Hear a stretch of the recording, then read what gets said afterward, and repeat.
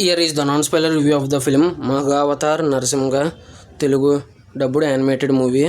ఇంకా ఈ మూవీ వచ్చేసి యానిమేషన్లో 3D అండ్ 2Dలో రిలీజ్ అయింది. నేనైతే 2Dలోనే చూశాను. ఓంబలే ఫిలిమ్స్ కేజీఎఫ్ మూవీని నిర్మించిన ఓంబలే ఫిలిమ్సే ఈ మూవీకి ప్రొడ్యూసరు. సో ఇంకా ఈ మూవీ చూసిన తర్వాత నాకు ఎలా అనిపించిందనే విషయంలోకి వెళ్తే, లేలోపు హరిహర వీరమల్లు సర్జమీన్ అనే మూవీ రివ్యూస్ అప్లోడ్ చేశాను, చెక్ చేయండి.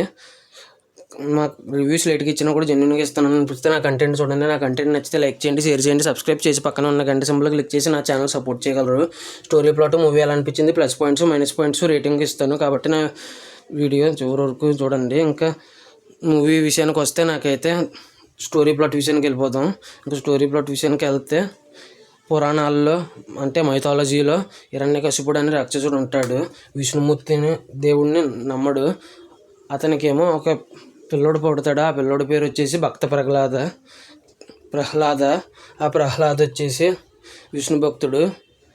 తండ్రి ఏమో విష్ణువు అంటే ద్వేషం. వీళ్ళిద్దరి మధ్య ఏం జరిగింది, అసలు మహా అవతారం నరసింహ అనే అవతారం ఎందుకు ఎత్తాల్సి వచ్చింది, నరసింహ అవతారం, విష్ణుమూర్తి అనేది రిమైనింగ్ స్టోరీ. ఇంకా ఓవరాల్గా నాకు ఈ మూవీ చూసిన తర్వాత ఎలా అనిపించింది అంటే, fantastic, mind blowing and unbelievable అనిపించింది. చాలా అంటే చాలా బాగుంది. ఇంకా ప్లస్ పాయింట్స్లోకి వెళ్ళిపోదాం. ఇంకా ప్లస్ పాయింట్స్ విషయానికి వస్తే, ఆ గ్రాఫిక్స్ చాలా అంటే చాలా బాగున్నాయండి. యానిమేషన్కి ఎంత బాగా పెడతారని అసలు అనుకోలేదు. ఓంబలే ఫిలిమ్స్కి సెల్యూట్ కొట్టాల్సిందే. అసలు అంత మంచి సినిమాని ప్రొడ్యూస్ చేశారు. చాలా అంటే చాలా బాగున్నాయి గ్రాఫిక్స్. ఇంకా ఆ ఫేస్లు వచ్చేసి యానిమేషన్ ఫేస్లు చాలా అంటే చాలా బాగున్నాయి. ఒక కొత్త యాక్టర్స్ని తీసుకొచ్చి పెడితే ఎలా ఉంటుంది అలాగుంది. ఆ ఫేస్లు డిజైన్ చేయడం అయితే మాత్రం యానిమేషన్ కింద అంత అద్భుతంగా ఉంది. సినిమా వచ్చేసి 2 hours 10 minutes, ఎక్కడా బోర్ కొట్టలేదు. అంత ఇంట్రెస్టింగ్గా తీసుకెళ్లారు.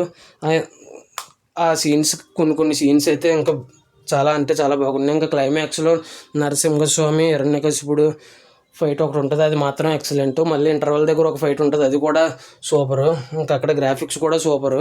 ఇంక ఈ మూవీ వచ్చేసి మ్యూజిక్ చాలా బాగా ఉపయోగపడింది.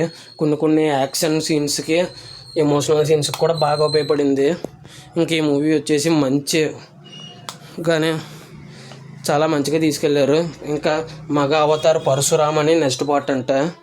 పరశురాముడి గురించి చెప్తారు. పరశురాముడు కథ కూడా ఉంది, దాని గురించి చెప్తారంట. అనౌన్స్ చేశారు లాస్ట్లో. ఇంక ఈ మూవీ చేసి ఇవే ప్లస్ పాయింట్స్. ఇంక మైనస్ పాయింట్స్ వచ్చేసి, సినిమా మొత్తం కాదు, అక్కడక్కడ కొన్ని చోట్ల స్లోగా ఉంది. సినిమా మొత్తం కాదు, అక్కడక్కడ మాత్రమే స్లోగా ఉంది. ఫస్ట్ హాఫ్లో కొన్ని చోట్ల, సెకండ్ హాఫ్లో కొన్ని చోట్ల మాత్రమే స్లోగా ఉంది. మిగతాదంతా బాగానే ఉంది.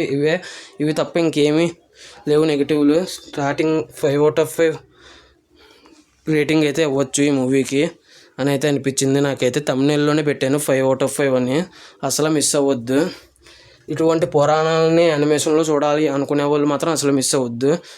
అంతేనండి. నా ఈ వీడియో చివరి వరకు చూసిన ప్రతి ఒక్కరికి thanks for watching. Jai Hind. Signing off. Bye bye.